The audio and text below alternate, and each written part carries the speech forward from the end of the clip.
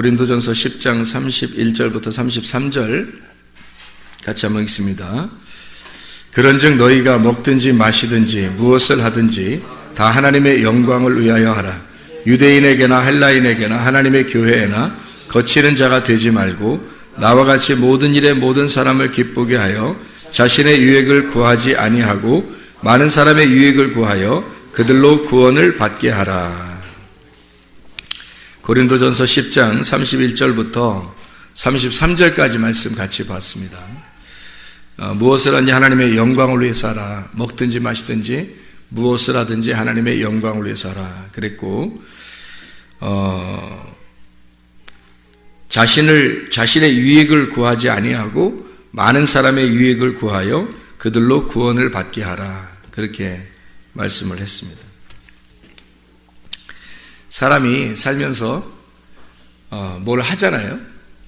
뭘 이렇게 하며 살잖아요. 우리가 뭘 하며 사는데 그때 우리가 왜 하느냐 이유를 모르면 그 의미를, 그러니까 왜 하는지 그 이유를 모르면은 우리가 뭘 할 때 굉장히 목표 지향적으로 가겠죠. 그러니까 뭐 내가 뭘 해야 되겠다 그러면 계속 그걸 함으로써 성취하려고 그러는 거잖아요. 그죠? 근데 왜 하는지를 알아야 될 거 아니에요. 왜 하는지 이유를 알아야 될 거 아니에요. 목적. 먹는 거, 마시는 거, 그래 잘 먹고 잘 살자. 그게 우리의 목표라면 실제로 잘 먹고 잘 살았을 때 내가 왜 잘 먹고 잘 살아야지? 그 왜라고 하는 의미를 거기에다가 부여하지 못하면, 그 목적을 부여하지 못하면 잘 먹고 잘 사는 것이 우리에게 큰 의미가 없단 말이에요. 그러면 뭐 어떤 사람도 잘 먹고 잘 살아요. 이 사람도 성공했다고 해서 잘 먹고 잘 살고, 근데 잘 먹고 잘 사는 게 목표가 됐으니까 그게 다 이루어지면 왜라는 의미가 없으면 그것으로 완성이 된 거잖아요. 끝났잖아요. 그러니까 성취감, 자기가 이렇게 잘 먹고 잘 살게 되었다, 끝, 이렇게 된단 말이에요. 그러니까 성취하고 자기는 목표를 달성했으니까 성취하고 끝난단 말이죠. 근데 사실은 왜 그렇게 내가 해야만 하는지를, 왜 내가 이렇게 먹어야 되고 왜 마셔야 되는지, 목표라고 하는 것하고 목적이라는 게 굉장히 다르죠. 선생님이 돼야 되겠다, 의사가 돼야 되겠다, 목사님이 돼야 되겠다, 찬양 인도자가 돼야 되겠다. 그러면 돼야 되겠다는 것은 목표지. 근데 왜 돼야 된다는 것은 목적이죠. 그러니까 목표를 따라서 살 거냐 아니면 목적을 따라서 살 거냐. 그러니까 목표를 지향적으로 산다면 목표가 이루어지면 끝이에요. 대학을 좋은 대학 들어가야지, 그리고 좋은 직장에 들어가야지, 결혼도 잘해야지, 그리고 잘 먹고 잘 살다가 그 다음에 죽어야지, 이제 이렇게 그 단계별로 목표를 세워가지고 쭉 해나간다는 거예요. 근데 왜 내가 공부를 잘해야지? 좋은 직장 가기 위해서. 좋은 직장은 왜 가야지? 잘 먹고 잘 살라고. 잘 먹고 잘 사는 건 왜 잘 먹고 잘 사는 거지? 그게 나의 인생의 전부니까. 그래, 잘 먹고 잘 살다가 어디로 가지? 너의 목표, 어디 마지막 종착역은 어디지? 죽음. 이렇게 되는 거죠. 그러면 이 사람은 목표 지향적으로 살다가 결국 죽는 거 아니에요, 우리가.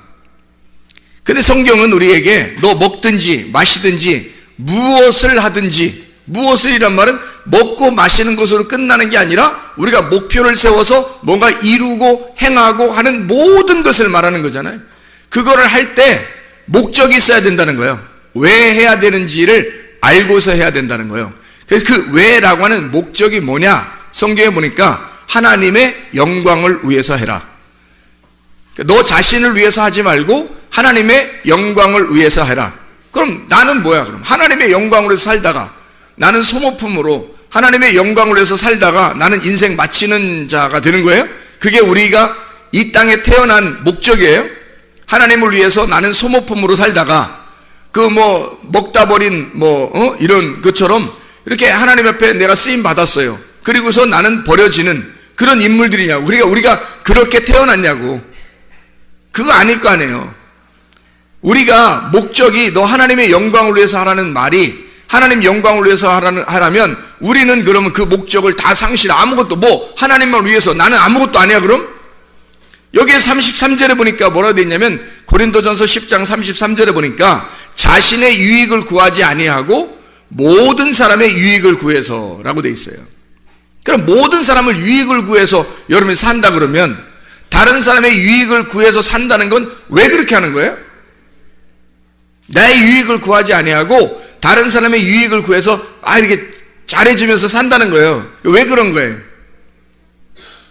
왜 그렇게 사는 거죠? 그게 자기를 위한 거니까. 그게 자기를 위한 거니까. 남에게 유익을 주는 것이 곧 자기를 위한 거니까. 자, 생각해봐요. 주변에 지금 여러분 가족도 있고 자녀도 남편도 아내도 부모도 친구도 성도들도 목사님도 옆에 쭉 내 주변에 있는 모든 게 결국 누구라? 결국 누구예요? 나예요. 나를 존재케 하는 이유란 말이에요. 내가 나로서 존재하는 이유가 이 사람들 때문이에요. 이 세상에 아무도 없으면 내가 왜 살아? 이 세상에 아무도 없는데 내가 왜 사냐고. 살 이유가 없잖아. 나 혼자인데? 혼자인데 나 혼자 왜 살아요? 다른 사람이 있음으로써 그 사람이 나를 비추는 거울이 되는 거예요. 그래서 그 사람들을 보면서 나를 발견하고 그 사람들에게 내가 잘해줌으로써 나에게 잘해주는 거죠. 왜냐하면 내가 그 사람들에게 잘해줬을 때 거기서부터 상대적으로 나한테 악하게 행동하겠냐 이거야. 다른 사람의 유익을 구하는데 그 사람들은 나한테 악하게 구하겠어요? 아니죠. 내가 유익을 구해주면 그 사람들도 나를 위해서 유익하게 산단 말이죠. 그러니까 서로 상호 간에 관계가 형성되는 거예요. 사람이 어떨 때 행복한 거예요? 관계가 형성될 때 행복한 거예요. 아무 관계가 없이 자기 혼자 왕따 당하면 어때요? 행복해요? 아니에요. 왕따를 시키든 왕따를 당하든 불행한 거예요. 왕따는 혼자 하니까 다른 사람과 관계를 맺고 산다는 것이 행복이란 말이에요. 다른 사람과 관계를 맺을 때, 자, 다른 사람에게 유익을 주면 어떤 현상이 벌어져요? 유익을 줬어. 그러면 그 사람들이 막 기분 나빠해요? 막 내가 유익하게 했어요. 다른 사람을. 돈도 빌려주는 것도 안 갚아도 된다고 하면서 이렇게 빌려주고, 자동차도 고쳐주고, 물도 마시게 해주고, 먹을 것도 갖다 막 주고, 떡 만들면 혼자 먹지 않고 옆 갖다 주고, 막 이렇게 했어요. 좋게 막 다 해줬어요. 또 교회도 나오게 해서 구원도 받게 하고 천국에 가게도 막 만들어줬어요. 이렇게 다 했단 말이에요. 예를 들어서. 그러면 그렇게 했을 때 자기한테는 어떤 현상이 벌어지겠어요? 그렇게 했을 때 자기한테 그 사람들이 이 사람한테 기분 나빠해요? 아니면 어떻게 잘 해준 사람한테는 어떻게 해줄까? 잘해주죠. 그냥 잘해주는 게 아니죠. 잘 해줄 때, 자, 우리가 우간다에 우물을 파면 그 우간다에 있는 사람들이 그거 막 대부분 운대요. 우물을 파면 그 동네 사람들이 그 물을 먹는 것에 대한 그 감사가 너무 이렇게 속에서 복받쳐서 막 울면서 우물을 먹는답니다. 울면서. 그러면 우리가 그렇게 이렇게 잘해줬을 때 그 사람들에게는 뭐가 있는 거예요? 우리한테 뭐가 돌아와요? 가만히 아무것도 안 돌아와요? 아니에요. 그들의 감격이 우리에게 돌아온다고요. 그들의 감탄이 우리에게 돌아온다고. 그렇죠. 그들의 감사가 우리에게 돌아온다고요. 그러면 어떻게 행복해요? 아니면 불행해요? 행복한 거지. 내가 유익을 하게 해줬는데 그 사람으로부터 감사가 돌아왔어요. 감탄하고 있어요. 그들이 막 엄청 감사하고 기대하고 막 감격해요. 그러면 우리가 살아있는, 내가 살아갈 존재 이유를 발견하게 되는 거죠. 아, 내가 진짜 행복하다. 그러면서 내가 이것 때문에 살지. 내가 이렇게 하니까 너무 행복하고 내가 살아갈 이유를 발견했다. 그런 사람들 많죠. 다른 사람들의 감격함을 보고서 다른 사람들이 나 때문에 감탄하는 것을 보고 은근히 자기 자신을 어떻게 해요? 막 밑에 깔아지는 것 같아요. 뭔가 우리를 세워주는 것 같아요. 세워주는 거죠. 우리는 그 사람에게 유익하게 함으로써 나를 밑으로 내렸더니 그 사람들이 우리에게 감사함으로써 위로 올리더라는 거죠. 그러면 그게 어떻게, 그 사람들, 다른 모든 사람들보다 내가 어떻게 됐다는 거예요? 우월감을 가졌다는 거예요? 아니면 막 비천해졌다는 거예요? 우월감을 갖게 되는 거죠. 여러분, 가정에서 남편이 인정하는 아내, 기분 좋을까 안 좋을까요? 기분 좋죠. 반찬을 만들어줬는데 남편이 아우 막 나는 딴 데 식당에서 먹고 싶지가 않아. 우리 집에서 먹는 게 너무 행복하고 맛있어. 그러면서 세상에 손이 어떻게 된 거야? 손이 어떤 손이길래 이렇게, 이건 마법의 손이야. 어떻게 만든 거야? 혹시 손 안 씻고 만드는 거야? 짠내가 딱딱 들어가면서 맛을 그렇게 맛나, 다시다 같은 게 안 들어가도 될 만큼 이렇게 맛이 잘 정교하게 이루어진 게 혹시 손을 안? 왜 이렇게 맛있는 거야? 도대체가 당신이 된장국을 끓이면 된장국을 끓인 대로, 반찬 멸치를 하면 멸치 있는 대로, 세상에 이게 무슨 궁중 음식 같고 천국의 음식 같은 거야, 막. 아니, 하늘에 만나가 있다면 이 땅에는 이 멸치가 있다. 하늘에 만나가 있다면 이 땅에 무슨, 그 된장국이 있다, 멸국이 있다, 막 이렇게 한다면 부인이요, 그 다음번에 반찬 만들 때 연구할까 안 할까요? 연구를 당연히 하겠죠. 왜냐면 이렇게 감탄하는 남편이 있는데 세상에 연구 안 하겠어요? 그래, 밖에 나가서 남편이 뭔가 일이 막 힘들게 하고 돌아왔는데 일이 그래도 어느 정도 성취가 있었어요. 그래서 집에 와가지고, 나 오늘 참 이렇게 오더도 따고, 일이 어떻게 오늘 좀 잘 풀렸네. 당신 집에서 기도했는가 봐. 근데 이 부인이, 여보, 얼마나 이렇게 힘들게 하고 우리 먹여 살린다고 이렇게 힘들게 하고 돌아와요. 진짜 당신, 우리 아빠는, 우리 남편은 짱이야. 강아지 이름 부르는 거 아닙니다. 짱이야. 진짜 대장이야. 우리 집에서는 최고 임금님이야. 내 당신 뭐 해줄까? 어떻게 해줬으면 좋겠어? 당신 진짜 얼굴 보는 것만 해도 행복해. 자, 그 남편이 그 다음번에 일찍 집에 들어오고 싶을까 안 할까? 일찍 들어오고 싶겠죠. 감탄을 받았으니까, 감격함을 받았으니까, 감사를 받았으니까 자기가 지금 살아있다는 게 느껴져 안 느껴져? 느껴지는 거죠. 딴 데 가겠어? 집에 들어오고 싶지? 딴 데 안 가는 거야. 집에 들어와서 또 인정받고 싶은 거야. 무슨 좋은 일만 생기면 꼭 집에 와서 얘기하고 싶은 거야. 부인이 막 감사하니까, 막 감격해 하니까. 자, 자녀가 공부를 잘 해왔어요. 대부분 초등학교 때는 공부 잘 하잖아요. 잘 해왔어요. 우리 집에 천재 낳는가 봐. 우리 집 천재 낳는가 봐. 너 어떻게 엄마보다 아빠보다 더 훌륭한 것 같아. 넌 진짜 될 사람이야. 야, 대단한데? 이 아이가 다음번 공부 더 잘할까 못할까? 더 잘하고 싶은 거예요. 왜? 칭찬을 받았잖아. 감사하잖아. 감격을 받았잖아. 사람은요, 이렇게 감탄을 먹고 사는 동물이란 말이에요. 사람 이런 감탄을 먹고 사는 동물이라고. 목사가 설교했는데도 자고 막 이렇게. 그럼 목사 설교하고 싶어서 생각을 해봐요. 피드백이 있어야지. 이 반응이라는 게 있는 거야. 반응이. 피드백이 있어야 되는데 전혀 그런 게 없어. 그럼 설교하고 싶게 혼자 떠드는 거야. 이 사람들이 지금 말씀을 듣고 있는 건지 안 듣고 있는지 알 수가 있어야지. 근데 막 피드백이 되는 거야. 막 좋아하고 얼굴 표정도 막 좋고 막 졸린데도 막 안 졸리려고 막 하고, 분명히 피곤한데 막 안 졸리려고 막 하고, 그 다음에 막 아멘 감사해요 막 이렇게 말씀을 듣는다면 목사 설교 저절로 나오죠. 그렇지 않겠어요? 선생님도 감격을 받고 싶어 하고요. 학생도 감격을 받고 싶어 하고요. 자녀들도 감격을 받고 싶어 하고, 남편도 아내도 부모도 다 감사를 받고 싶어 한다고요. 그게 왜 그러냐면 자기가 살아있는 존재 이유를 깨닫기 때문입니다. 살아있는 목적. 자, 우리가 다른 사람에게 왜 유익하게 해요? 그들의 감탄을 보고 싶어서 그런 거예요. 이해하겠습니까? 결국 누구를 위한 거예요? 자기의 살아있음을 보고 싶은 거예요.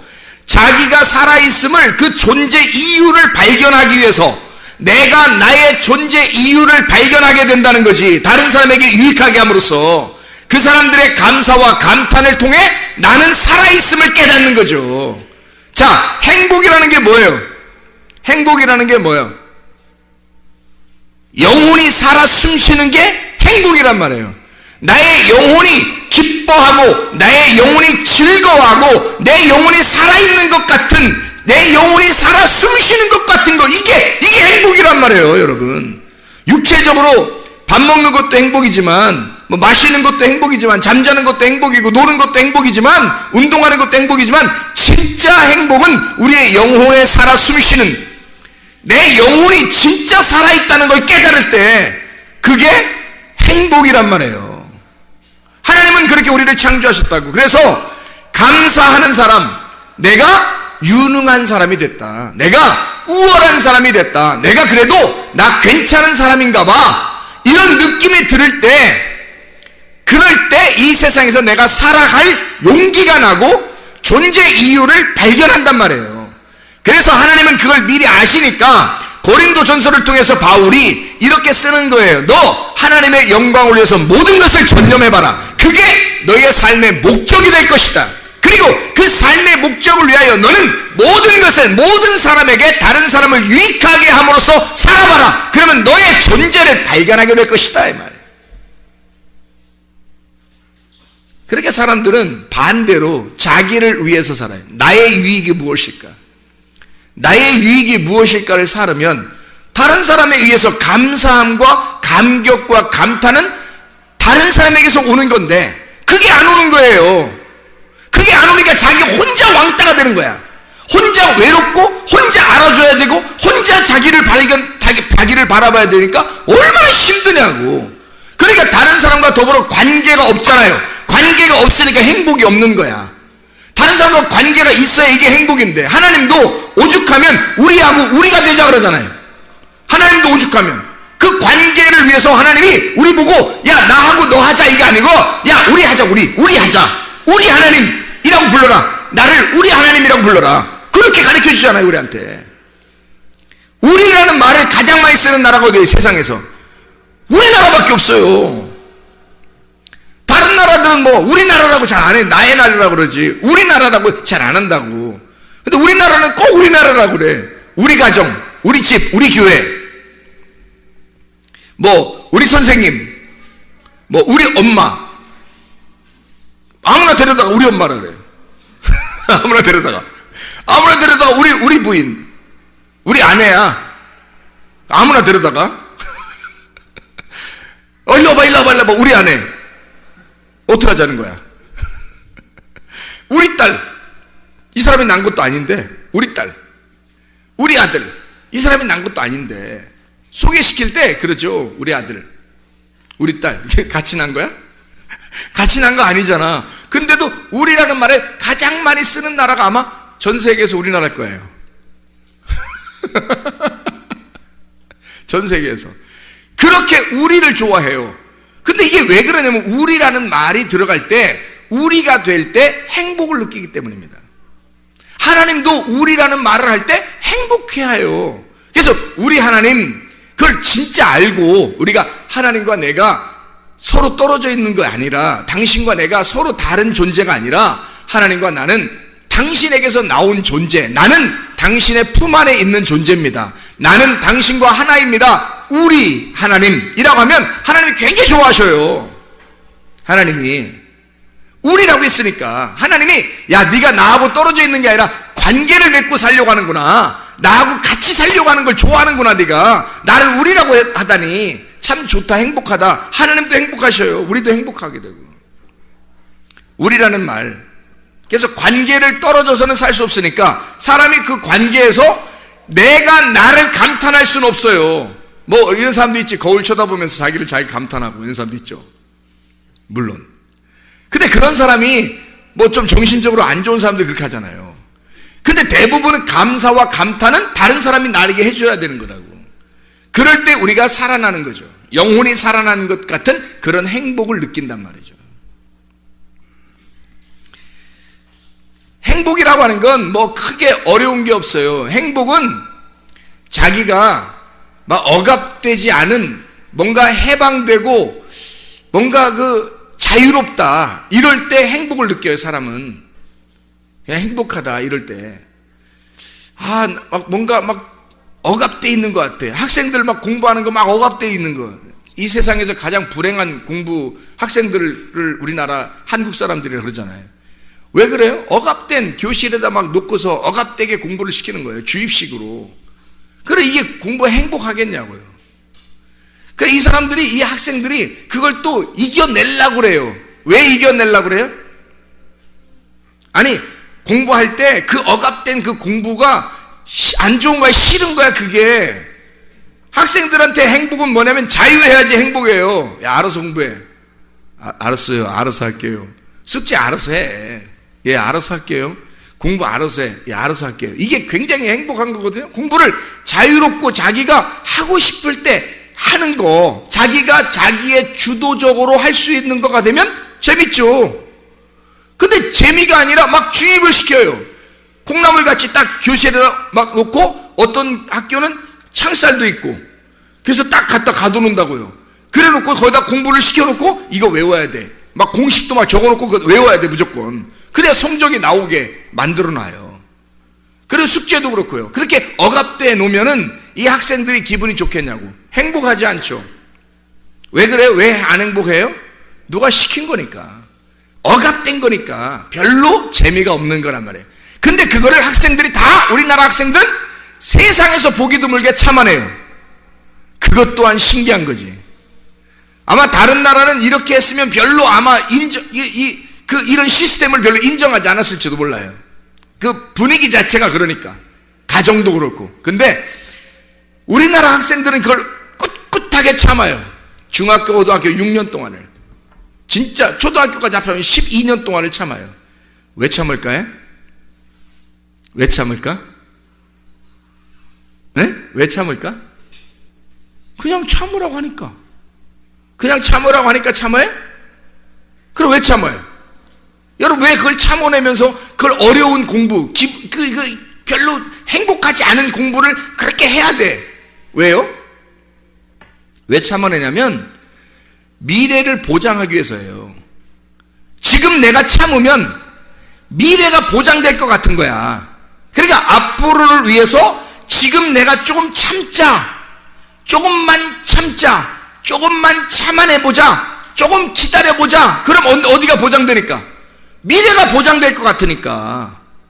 근데 미래가 지금 막 보장되는 것 같지 않다고 느껴지는 학생들도 있죠. 대학교 들어가서 서울대 학생들도 가만히 사회를 보니까 미래가 보장될 것 같지 않은 거야. 자기가 졸업해도 별로 보장될 것 같지 않은 거야. 이 세상에 이런 나라가 있었네. 내가 이런 나라에서 공부를 이렇게 열심히 했네. 근데 보장이 안 되는 거야. 그래서 우리나라를 아주 행복하지 않은 나라라고 사람들이 생각하고 있다는 거죠. 그럼 이상하잖아요. 우리는 미래를 보장받고 행복하려고, 미래에 행복하려고 공부를 했거든. 참았거든요. 내면서 공부를 했거든요. 근데 왜 미래는 보장되지 않느냐 이거야. 왜 행복하지 않느냐 이거지. 자, 좋았어요. 자, 졸업을 했어. 직장도 보장이 됐어. 결혼도 잘 했어요. 그런데 결혼 생활 막상 하고 나니까 3년 지나면 다 똑같아.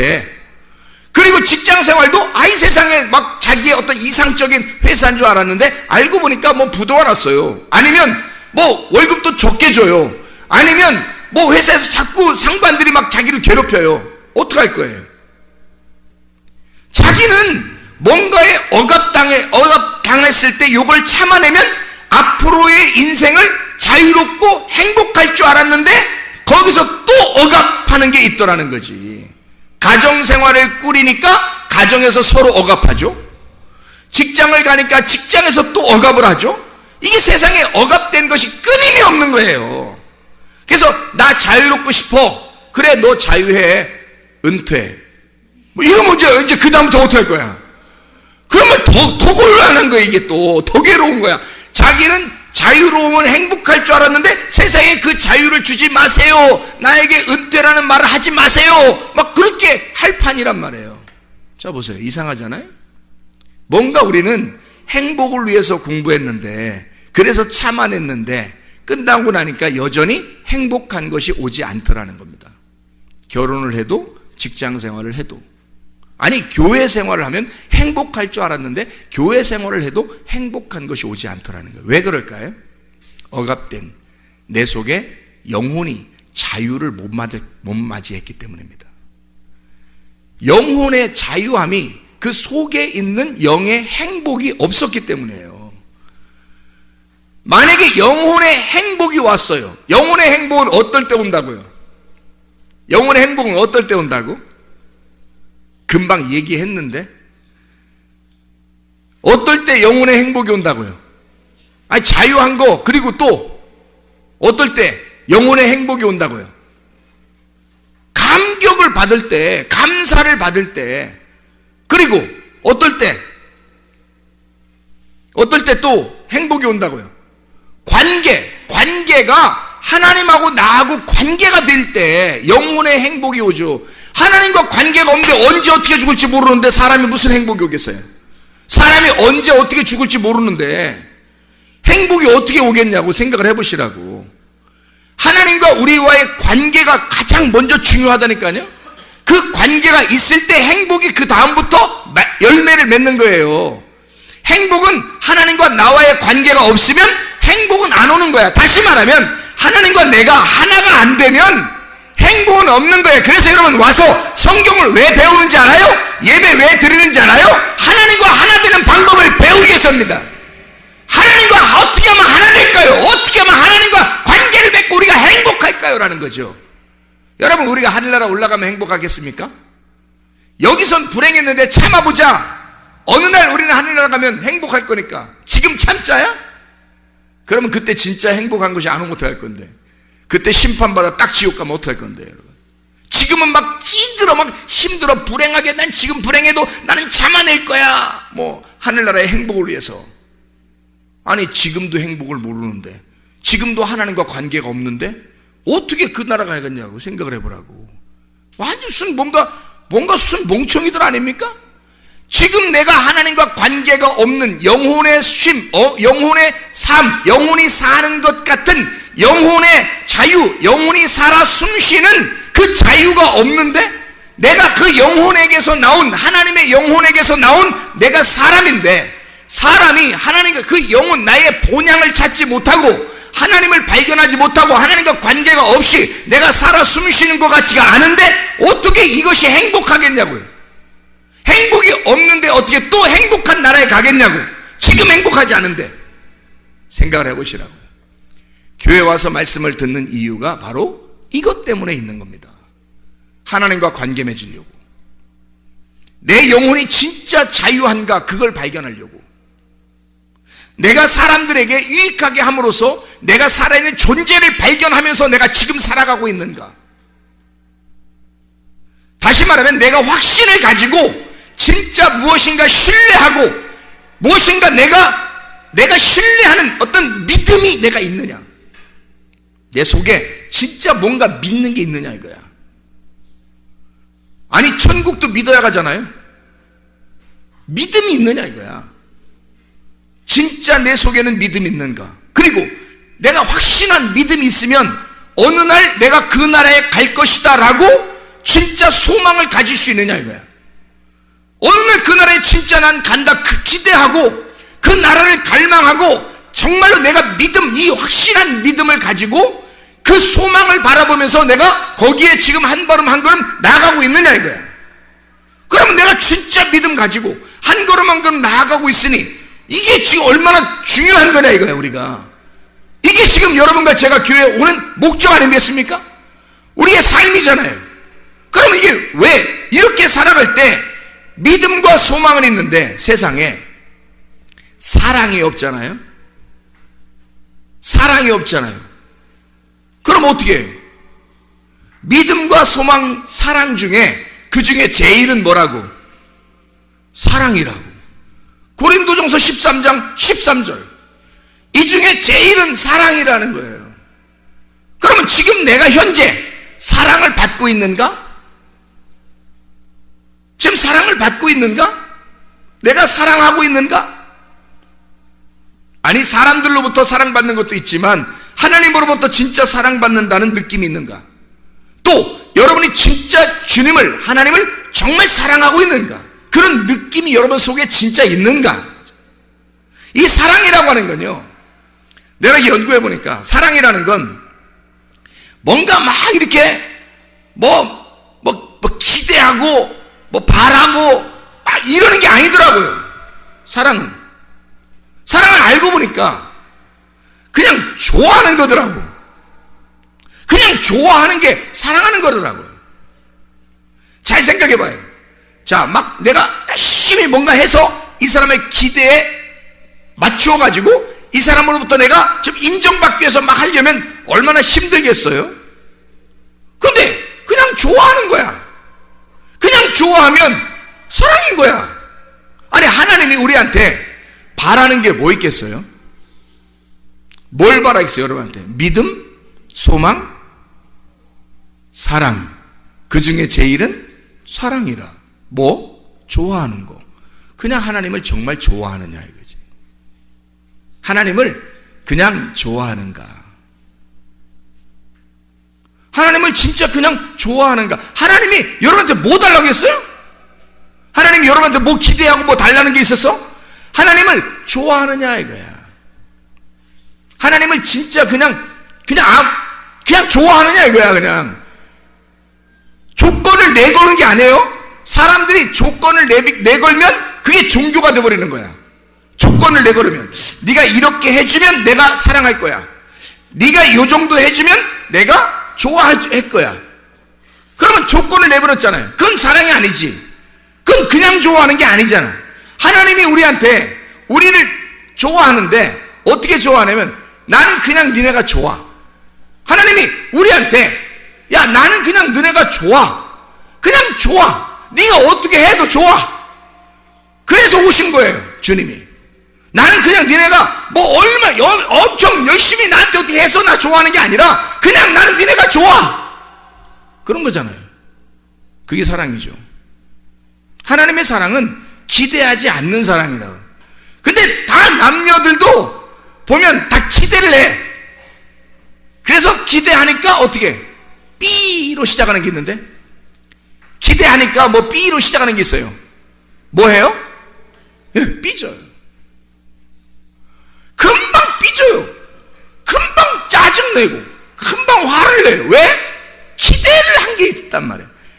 이 사람이 나한테 이렇게 해주기를 기대하고 있는데 안 해준 거야. 말을 부드럽게 해야 되는데 조금 세게 나온 거야. 그럼 내가 기대하는 건 부드러운 건데 조금 세게 나왔어요. 기분이 안 좋죠. 그럼 B로 시작하는 게 딱 나오는 거죠. 자기도 모르게. 왜? 내가 기대했으니까. 나한테 당신이 요 정도 해줄 때 나는 당신을 이렇게 사랑하겠다고 결심을 했었거든. 그런 결심을 했기 때문에 이건 조건이 되어버린 거예요. 조건적 만남. 그냥 좋아서 만난 게 아니라 그냥 좋아하면 이런 조건들이 별로 없어져요, 사실은. 그렇지 않아요? 그냥 좋아하면 이런 조건들을 별로 내걸지 않는다고. 그냥 좋아하는 거라고. 내가 우리 집사람하고 같이 어디 갔다 오면서 그냥 내가 그랬어요. 우리 집사람이 저보고, 아이고, 우리 귀하신 최 목사님, 시간을 많이 이렇게, 뺏겨서 어떻게 해요? 그래, 나보고. 내가 워낙 그냥 성경 보고 이러니까, 그래요. 그래, 내가 뭐라 그러냐면, 내가 성경 보는 것도 너무 행복하고 좋은데, 당신하고 이렇게 같이 얼굴을 맞대고, 어디를 갔다 온다? 나 너무 행복해. 그냥 쳐다보가도 행복해. 나 당신한테 별로 기대하는 게 없거든. 난 당신한테 별로 기대하는 게 없어. 나는 많이 채워져 있거든요. 결핍이 별로 없습니다. 하나님으로부터 영혼이 내가 살아 숨쉬는 것과 같은 느낌을 가질 때 내게 부족함이 없는 겁니다, 여러분. 이게 시편 23편 1절의 말씀이에요. 여호와는 나의 목자시니 내게 부족함이 없으리로다, 이거예요. 내게 부족함이 없으리로다. 내가 바라는 게 없다, 이 말이에요. 내가 결핍이 없다. 내가 부족함이 없다. 내가 뭐 크게 기대할 만한 게 별로 없다. 왜? 다 채워져서. 여호와가 나의 목자가 되셔서 채워지니까 영혼에 쉼이 있단 말이에요. 영혼이 그냥 살아 숨 쉬는 것 같단 말이에요. 영혼이 살아있는 것 같단 말이에요. 그러니까 그냥 좋은 거예요. 이렇게 해도 좋은 거고, 시간이 좀 딜레이 돼도 괜찮은 거고, 이러면 이런 대로 그냥 이렇게 오늘은 또 이렇게 지내라고 하는 건가 보다, 하나님이. 또 오늘은 이런 뭐 국밥을 먹고 싶었는데 오늘은 국수를 먹게 되었다. 하나님이 또 이렇게 먹으라 하는가 보다? 이러면 되는 거잖아요. 빵을 먹고 싶었는데 밥을 먹게 되었다? 그렇게 밥을 먹고 싶었는데 빵을 하나 놓고 아무것도 없더라? 그것도 괜찮잖아요. 기대하는 것이 내 속에 크게 없으니까, 내가 바라는 것이 별로 없으니까. 근데 상대방은 여전히 뭔가 바라는 게 있을 거란 말이죠. 그러니 결핍이 없는 사람이, 채워진 사람이 채워지지 않은 사람을 위해서 살아가는 거예요. 그게 남의 유익을 구하여 살아라, 그런 말입니다.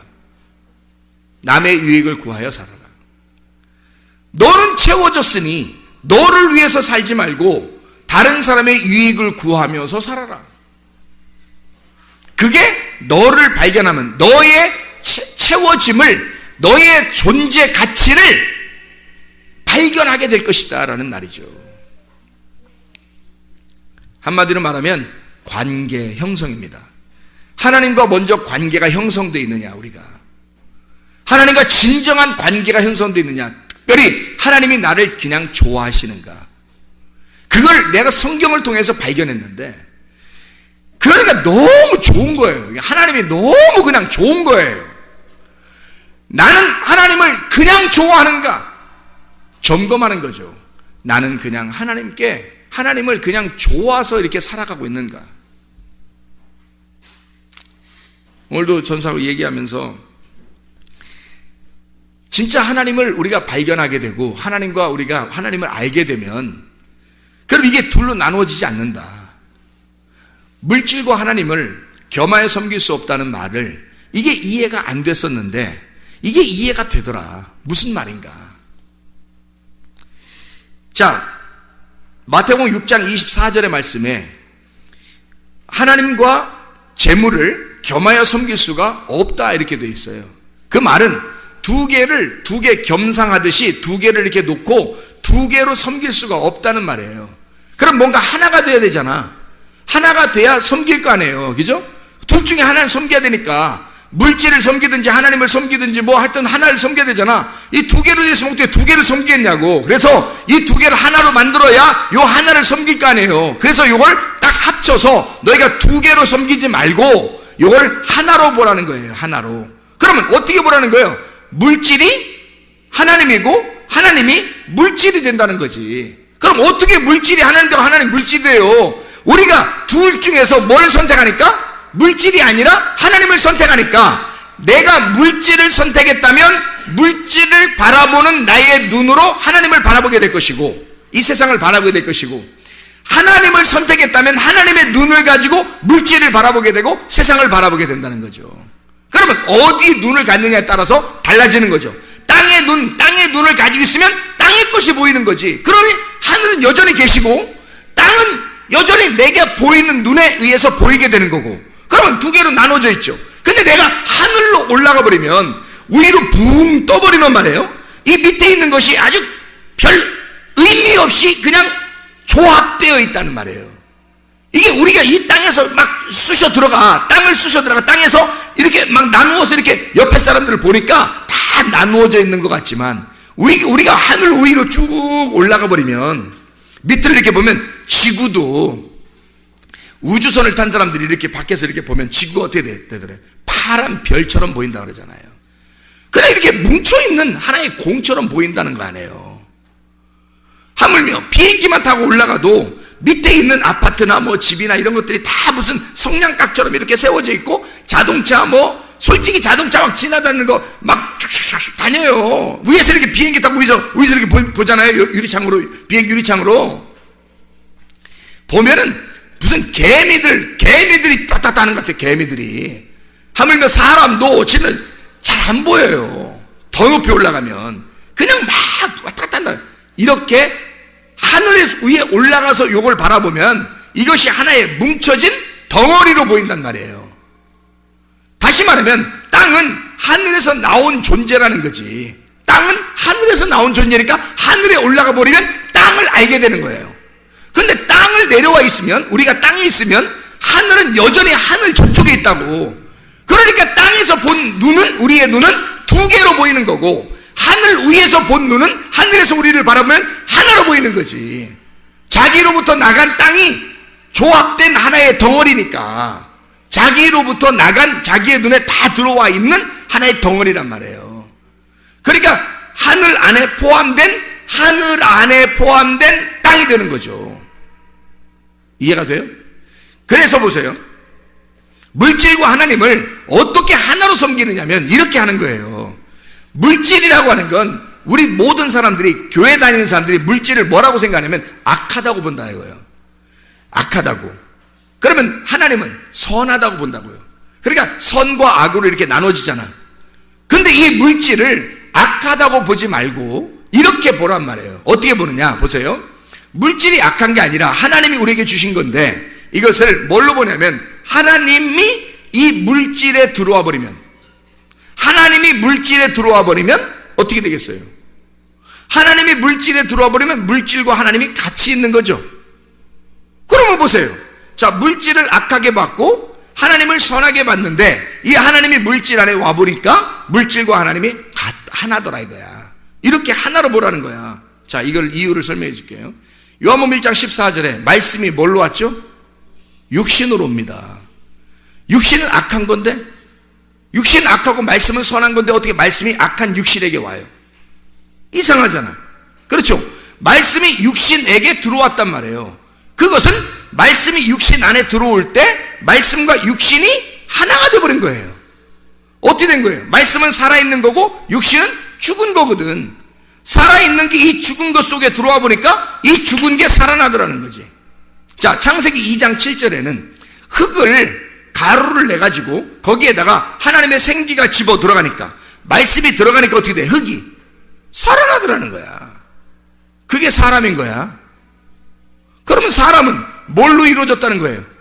선과 악으로 이루어졌다는 거지.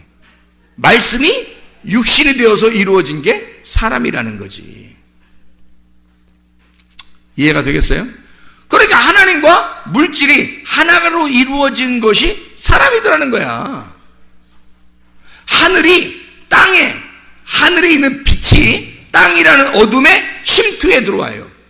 이게 요한복음 1장 5절 9절의 말씀이야. 근데 사람들이 깨닫지를 못하는 거야. 빛이 왔는데, 어둠 속에 빛이 와버렸는데 어둠 속에 빛이 오니까 빛과 어둠이 하나가 된 거예요. 근데 사람들이 못 깨닫는 거야 이게. 창세기 1장 2절 3절에도 땅이 혼돈하고 어둠 가운데 있는데 빛이, 하늘에 있는 빛이 그 땅에 온다는 거야. 똑같은 말씀 아니에요? 자, 그러면 이 악한 땅에, 혼돈스러운 땅에, 공허한 땅에, 흑암인 땅에 빛이라는 선이, 빛이라는 하나님이 들어오신단 말이에요. 그러면 이 땅이 어떻게 되겠어? 거룩한 창조가 되는 거지. 부활하죠. 그게 거듭남입니다. 하나님의 말씀이 여러분 속에 들어와 버리면 나는 원래 악해. 우리들은 악하다고요. 분명히 결함이 있어요. 나는 결핍이 없다고 그랬지 내가 결함이 없다고는 안 했어요. 이해가 됩니까? 우리나라 말, 결핍은 내가 없어요. 나는 부족함이 없다고요. 여호와가 나의 하나님이 되시고 나의 목자가 되시니 나는 부족함이 없으리로다. 나는 더 이상 다 하나님으로부터 채움을 받으니까 별로 부족함이 없고 결핍된 건 별로 없단 말이에요. 근데 나는 여전히 결함이 있다고요. 결함이 있는 자라고, 부족함이 있는 자라고. 어떤 부족함? 뭐 안 채워져서 부족함이 있는 게 아니라 죄를 지을 수밖에 없는 육체라고 하는 것은 여전히 있다는 얘기예요. 그러니 보세요. 말씀이, 내가 말씀을 들을 때, 자, 하나님의 말씀을 들을 때 그 말씀이 내게 왔어요. 나같이 결함이 많은 결함투성이인 나에게 하나님의 말씀이 내게 들어오니까 세상에 내가 결핍이 없어진 거예요. 하나님이 채워지니까 나라는 존재가 상당히 행복해진 거죠. 영혼이 살아 숨쉬게 된 겁니다. 내가 살아난 거예요. 살아났는데 여전히 나는 결함이 있지요.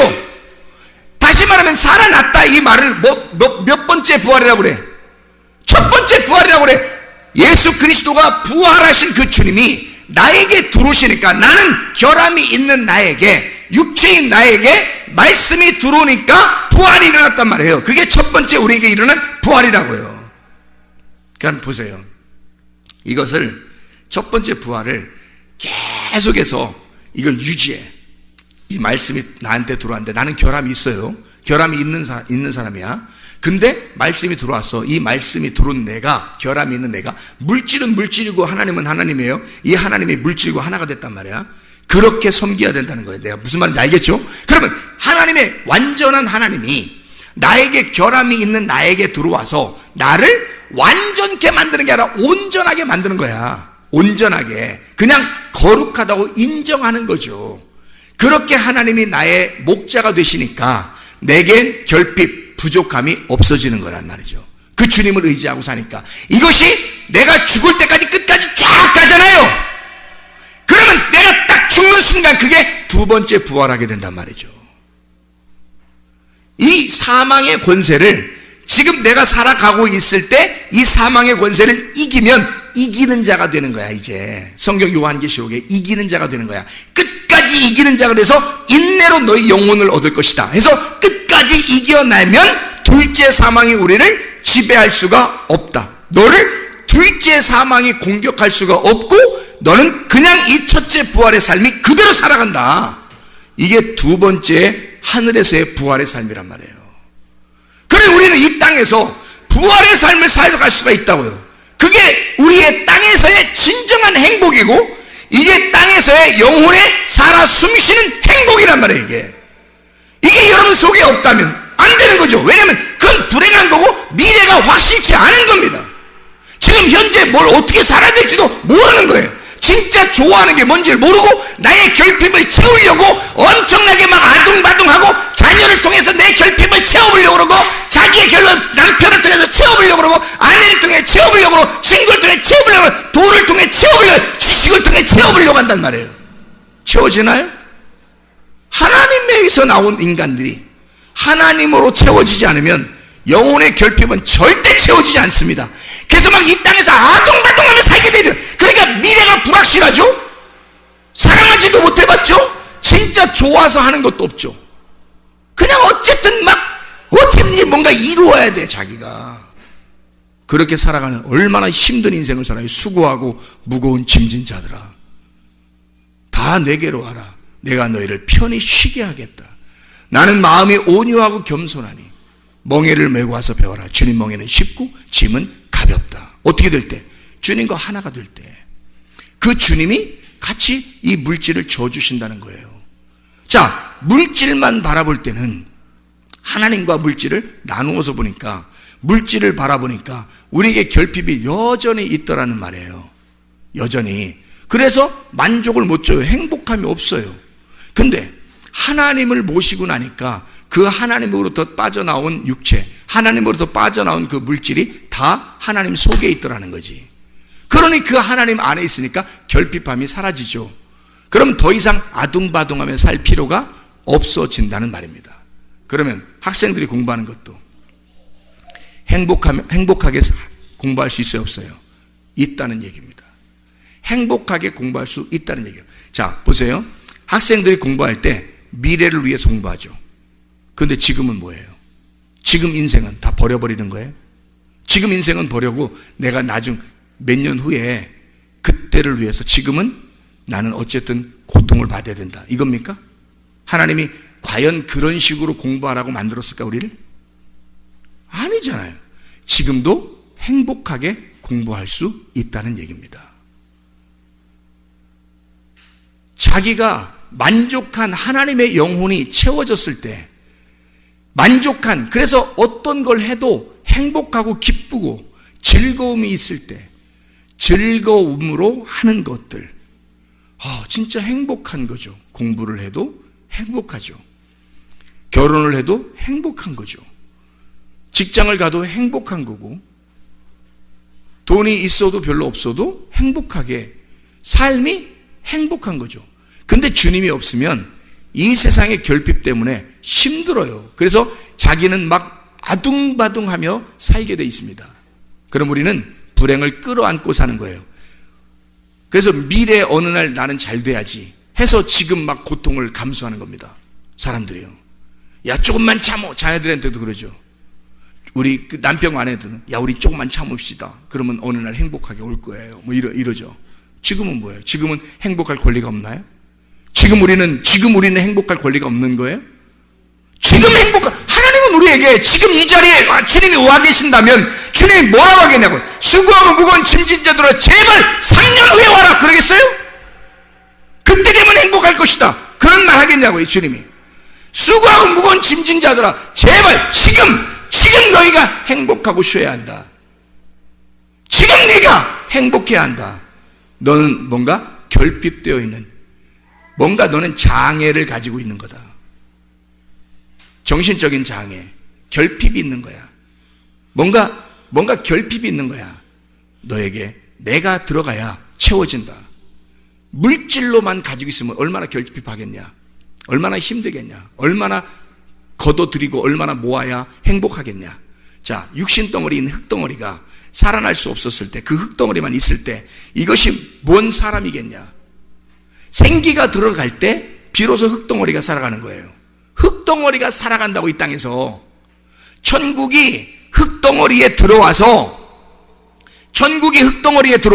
여기서 천국을 살고 있는 거라고. 그 사람이 물질에 하나님이 들어가셔서 여기서 그 물질이 천국처럼 살아가는 거라고요. 이게 이해가 되십니까? 말씀이 육신이 돼서 오셔서 이 살아있는 그 삶이 천국이라고요. 그게 천국이 이 땅에 내려오신 거라고요. 여러분 속에 하나님의 천국이 여러분 속에 임해야 행복하다고요. 그 결핍함이 없어지고 행복이 찾아온다고요. 진짜 행복이. 여러분 먹든지 마시든지 무엇을 하든지 하나님의 영광을 위해서 하라. 너의 유익을 구하지 아니하고 모든 사람의 유익을 구하여 너의 존재 가치를 발견해라. 진짜 행복을 구하라. 진짜 행복이 무엇인지 발견해라. 기도하겠습니다.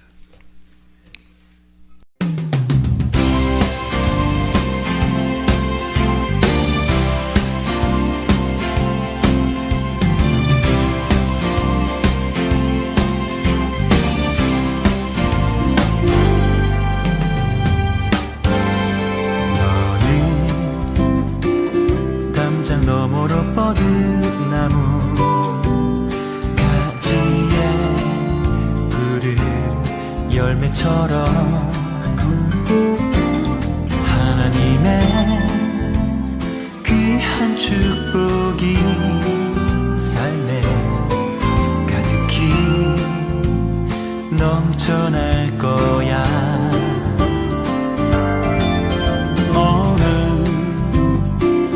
어떤 시련이 와도 능히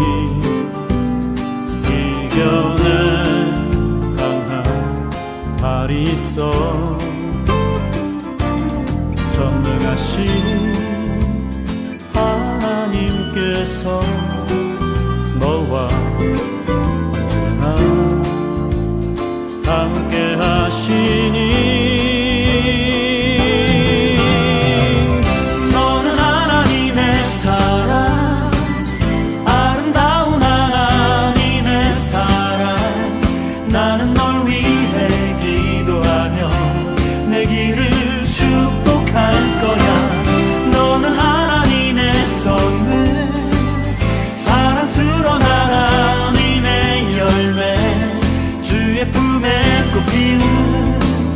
나무가 되어줘.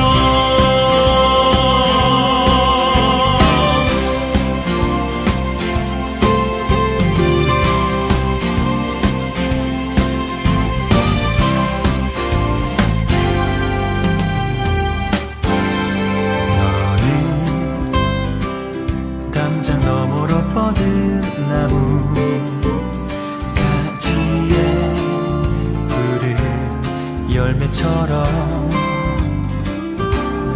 하나님의 귀한 축복이